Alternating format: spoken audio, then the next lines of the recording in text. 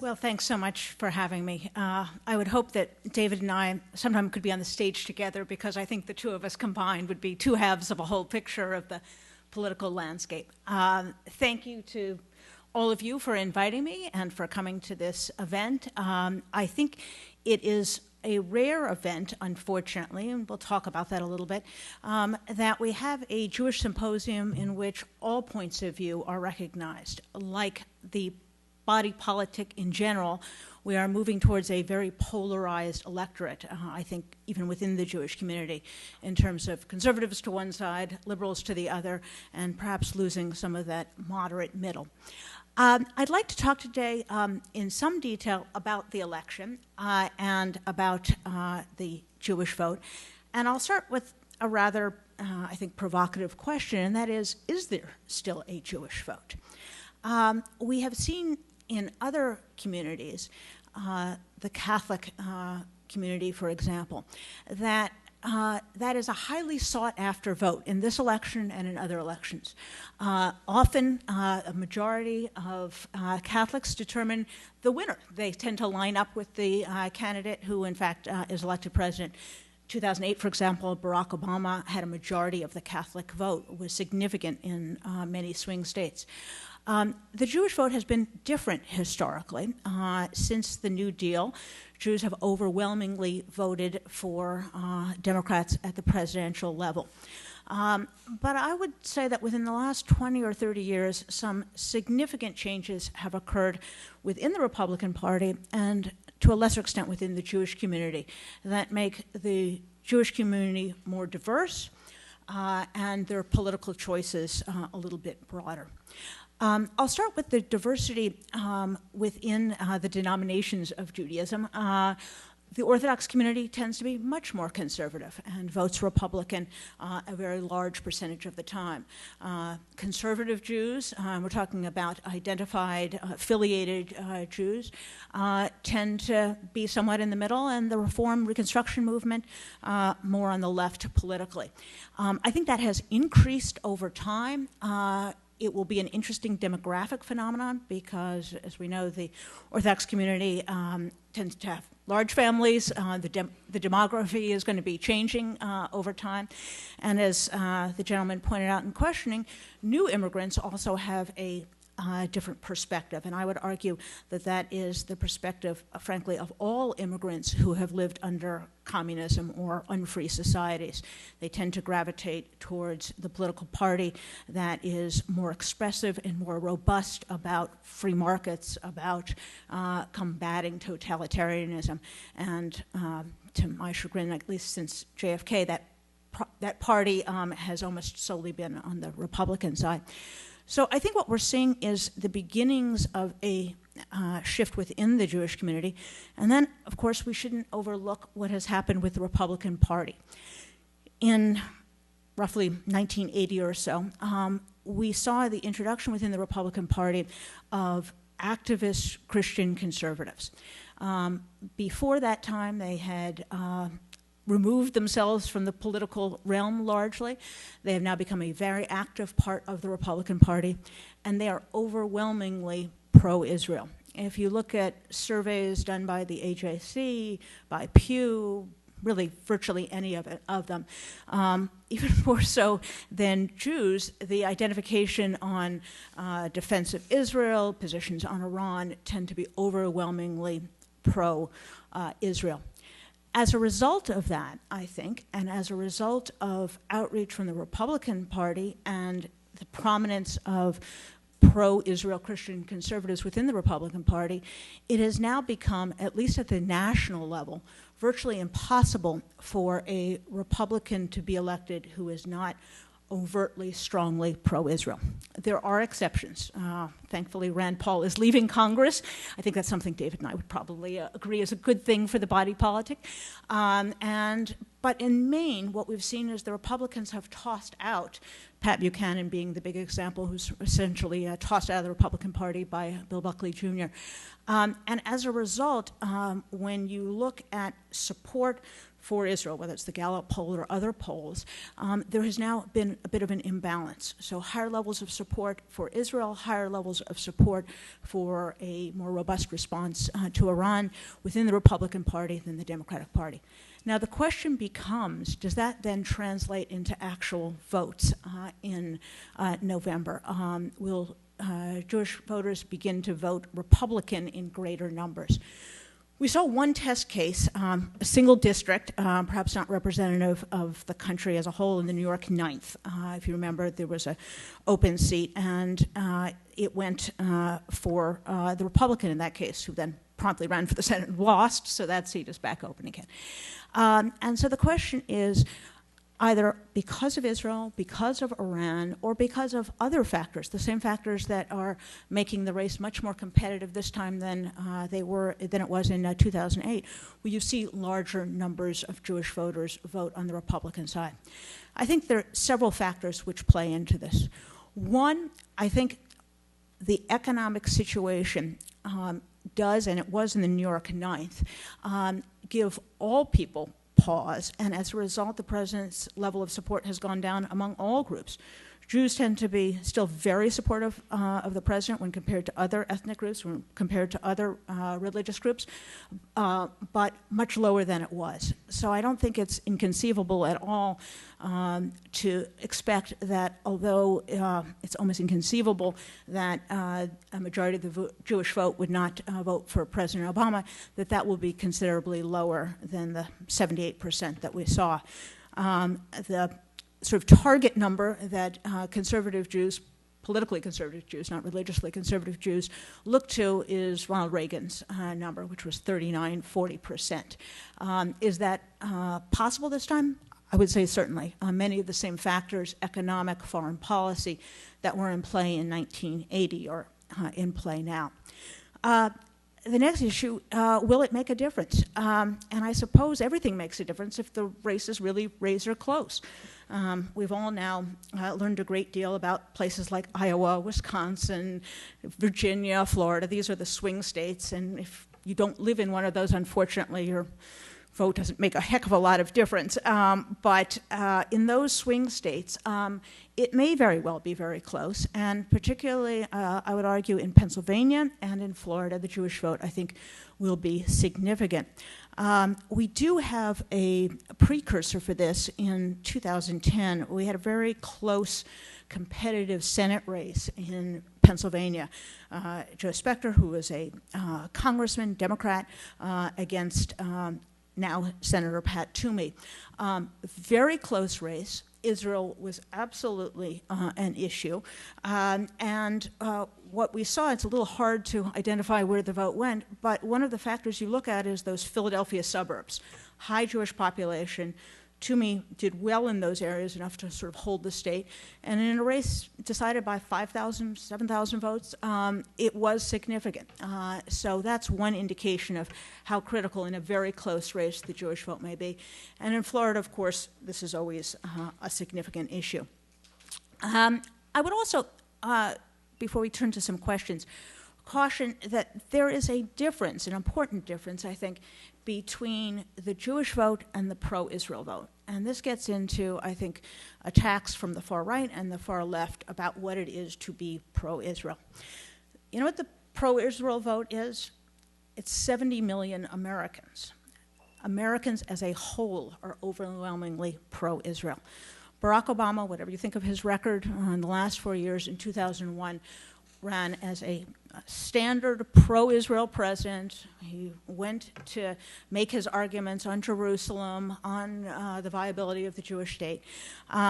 The American body politic, although more diverse, more polarized, still remains overwhelmingly pro-Israel. You see that in poll after poll. You see that on the Iran issue. You see that on terrorism issues. And moreover, the vast majority, I may come to a shock and an unpleasant reminder to us here, the vast majority of Americans are not Jewish.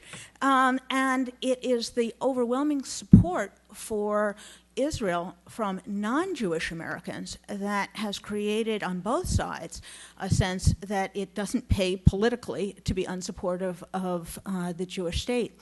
And so when we talk about the Jewish vote, I think in some respects that is both over-inclusive and under-inclusive. It is under-inclusive because when you're talking about the pro-Israel vote, Jews are a very small percentage of that simply by virtue of population. And when we were talking about the Jewish vote, I think you have to go well beyond Israel because as we know from polling data, particularly Jews that identify themselves as Democrats, other issues are much higher on the priority list. You look at issues of abortion, you look at issues of economics, you look at a whole array of issues. So to say the Jewish vote, I think people use that interchangeably with the Israel vote, perhaps unwisely. I think at this point in the race, what we can say is anyone who tells you that they know what will happen or how the Jewish vote will go probably doesn't. And it's going to be competitive. And I think it is a good thing for the Jewish community and for pro-Israel voters, that is the larger pro-Israel community, to have both candidates attuned to this issue, trying to increase their identification and public support for the Israel-U.S. relationship, which is so vital to our security and vital to the Jewish state.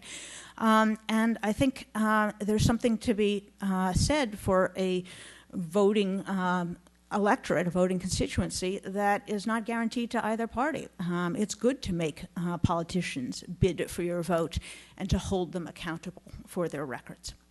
So with that, let me stop and open it up to any questions. Thank you very much, Ms. Rubin. Okay, wonderful presentation. Thank you. And we actually have a good deal of time for what we call robust Q&A. Who would like the first question? Yes, the microphone will be coming to you. Yes. Obama and the Democratic Party seems to rein in very high-profile entertainers like Bruce Springsteen, Barbra Streisand, Sarah Silverman, and the Republicans don't. How big a difference do you think that makes, even in a small swing vote percentage? Well, you know, it's interesting. Mitt Romney has now Dennis Miller traveling around with him, if that counts for anything. I think that's less indicative of the Jewish vote per se than it is with liberal Democrats' long association in Hollywood and the disproportionate representation. I think one of the things you have seen, quite apart from the Jewish vote, is that you do have more prominent celebrities now on the right as well. I tend to be one of those people who think that endorsements of any type, be they newspapers, celebrities, matter less and less these days. When you're in a news environment, as we are, in which really anyone has access to voluminous amounts of information and can direct their interest, whether it's on Israel or the environment or the economy, it matters less to you what other people say. You have the ability to formulate your own viewpoints. And so I think you're now seeing the newspaper endorsements roll out. And aside from anyone that might have shifted from one candidate to the other, Republican to Democrat or Democrat to Republican, I think these are virtually meaningless. And even less important, I think, is who the Hollywood stars gravitate towards. They are important from a money-raising standpoint. They raise a huge amount of money. And when we talk about third-party money, unregulated money, large amounts can come from whether it's Jeffrey Katzenberg or whether it's a super PAC, they can write very, very large checks. Any other questions? Well, I certainly have a few. I'd love to hear yours first. Ms. Rubin, let me ask you a question. Sure. In 2008, James Besser, looking at the analysis, it was 2009, wrote a very, very interesting article in the Jewish Week where he argued that there was a Sarah Palin factor in 2008. And Jews were very, very receptive to Senator McCain for a variety of reasons, but the inclusion of Governor Palin on the ticket might have backed them off a little bit. The theory being that Jews are rendered nervous by, let's say, big Christian nation appeals or politicians that play the Christian nation card, small town America, populism, so on and so forth. Do you think there's any credence to that? Well, I wrote a rather controversial, very long article for commentary. You can probably still search and find it. The Jews, why don't the Jews like Sarah Palin? And they didn't. So the short answer to your question is yes, I think she did turn off a great number of Jewish voters. I would argue, however, it is not simply an identification of religiosity by conservatives. George Bush did very well with Jewish voters in 2004, for example, better than he did in 2000. So he continued to improve. Ronald Reagan, perhaps not overtly religious in the sense that we consider it, nevertheless identified himself personally with Christian conservatives and did very well. I would argue, and I did argue in this article, that it had more to do with a set of cultural identifications. When you look at the Jewish community as a whole, more highly educated, more urban, more credentialed, gravitating towards the professions as a whole. These are generalizations, but disproportionately so. And you look at Sarah Palin and her lifestyle and her life choices, it was like oil and water. I don't think you could have gotten farther apart than the two of them. So I think there was a culture clash. And I think particularly among Jewish Americans for whom education, literacy, a sophisticated argument are at a premium. A candidate who says, I don't have those things and those things don't matter so much is really an anathema. So I think it was a turnoff. There have been numerous writings on whether she was a net plus or a net negative overall with the electorate for John McCain. I don't think there's any doubt, however, that she was a net negative within the Jewish community. It is interesting that we have, of course, a religious minority at the top of the Republican Party, and one from a group that has been treated unkindly at times in American history, as have all minorities gone through that process. And to the extent to which I think at times very unfairly and despicably certain elements on the right and the left have raised his religiosity, I actually think that that is probably a positive for him within the Jewish community. They identify with someone who offers himself up as an American, whose religious identity is strongly felt, is dearly felt, who may not be acceptable, who may be a little bit on the outside, but nevertheless articulates public values. There was an incident, if you remember, during the Republican primary in which a Christian conservative pastor got up at a gathering and made some rather unfortunate remarks, to put it mildly, about Mormon and Mormonism. And it created quite a hullabaloo. One of the people who wrote about this in a very, I think, informed, interesting fashion was Joe Lieberman. And he talks about his own experience as a religious minority and why it is important as voters that we not look to religion, but look to public values, public expressions of your ethical standpoint and of American values. So I think it's very interesting. It has almost gone unnoticed to some extent as we get down towards the last bit. We're no longer really even talking about does Mormonism matter one way or the other, and perhaps that's sort of ideally where the country will be. We are a country that there's only one direction in which the breakthroughs come, a more inclusive society, a more accepting society. It only travels in one direction in America, which is one of the wonders of the country. Yeah. Swers? Thank you very much for the presentation. Thank you. I was wondering if you could speak a little bit about your sense of the role that party platforms and activists portend for the future of each party with the Jewish vote, because this time around, there's the usual controversies, of course, over abortion rights within the Republican Party, but there was the controversy within the Democratic Party over basically support for Jerusalem, the state of Israel, that came out into the fore, and they had to have a re-vote on the floor of the convention. I think people who are highly engaged in politics, who regularly read blogs and watch news and absorb news in large amounts, are very interested in issues like party platforms. And 99.999% of the country is not. It's a rare event when something, as you alluded to, in Charlotte happened, because it was a televised event, it was sort of a public spectacle. And I think rather than look at that as a phenomenon that says, well, platforms really are important, I think this goes back to the fundamental problem and the conflict that the administration has had with Jewish voters, with Israel.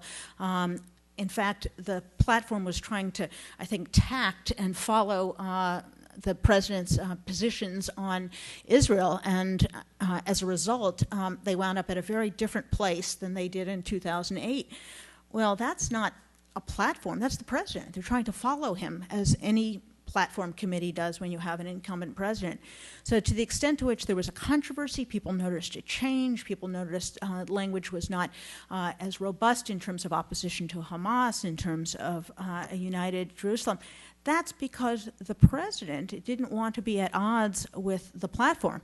What happened, however, was the platform of 2012 wound up being at odds with the platform of 2008, so it became a big deal.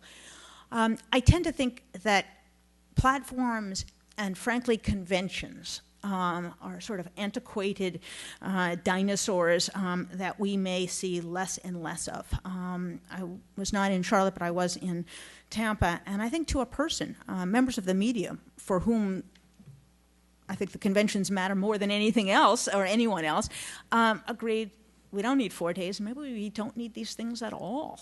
They're very peculiar events. You have more press than people. You have a lot of speakers who no one listens to and no one pays attention to. You have less and less network coverage. And so why couldn't they just give a speech on television and everyone tune in for the big night? So I think these things, platforms, the organizational work of committees, the conventions, as much as all of us sort of grew up on these things when they were sometimes combative and sometimes surprising, I think those are probably fading, and with them the importance of the platforms. One more quick question. This gentleman over here. Thank you. When Prime Minister Netanyahu was here for a visit with the president, after Debbie Wasserman Schultz, the congresswoman, became head of the Democratic Party, there was reportedly a meeting that occurred between her, members of the Republican Jewish Coalition, in the presence of the Prime Minister. And in a most awkward and difficult moment and discussion, she attempted to get the Republicans present in the meeting to agree to take the issue of Israel off the table for this election. Why do you think she did that, and what's your analysis? Well, I think it is a bad idea for the state of Israel, for the United States, for the Republican Party, for the Jewish Committee, to have an incident such as that. Americans recoil when a foreign leader of any country is dragged into an election, either in an attempt to embarrass one side or an attempt to boost one side. It's bad politics, it's unseemly, and I think it was an unfortunate incident. There was a lot of back and forth afterwards, which kind of was the usual claptrap back and forth between partisans, and then the issue faded. But I think it got to a larger issue, and I'm glad you asked the question, about whether Israel should be a campaign issue. We do live in, although it's a cliche, it's a wonderful one, the greatest democracy in the world. Everything is a campaign issue. Our elected leaders have to be held responsible for everything they say and do. A contender has to be held responsible for everything in his record and everything he or she has said and done. So to take Israel and say, we're not going to talk about that, or the president's record shouldn't be criticized because that will create division in American society in terms of Israel policy, I think is a grave, grave mistake, and is particularly, I think, objectionable, and should be objectionable to the Jewish community. Because if no one is held accountable, then no one need be responsive to a community that is advocating a strong tie to the Jewish community. You can think President Obama has done a great job with Israel. You can think he's done a miserable job. You can think he has done well on military cooperation, but very poorly on Iran and the Palestinian conflict. But to say we shouldn't discuss it is really to take Israel and make it a less important issue for politicians. The reverse should be the case. I think the tone always matters, the level of respect, and I think we have far too much assumption of motives that are unnecessary. The president is doing this because he doesn't like Netanyahu, because he's a liberal and Netanyahu is a free market conservative, because he doesn't like the state of Israel. All of this stuff, all this sort of armchair psychology, I think is unhelpful, inaccurate, and unnecessary. We judge people not on what we think is in their hearts or in their minds. Let psychiatrists and historians work on that. But we should judge them on what they have done and how they have behaved. And for that reason, I think when you hear people say, oh, it shouldn't be a political football or we shouldn't discuss it, I think that's a sign that one side feels uncomfortable about talking about it because they have a issue or they have a record or they have problems with an issue that has been strong for them. I think we should always discuss the U.S.-Israel relationship, and I think politicians should always be held to account for the records, just like they're held to account on abortion, environment, foreign policy involving other countries. So I would hope that we continue to discuss Israel vigorously and that both of the major parties continue to bid for the Jewish vote. Ms. Rubin, thank you so much. My pleasure. Thank you.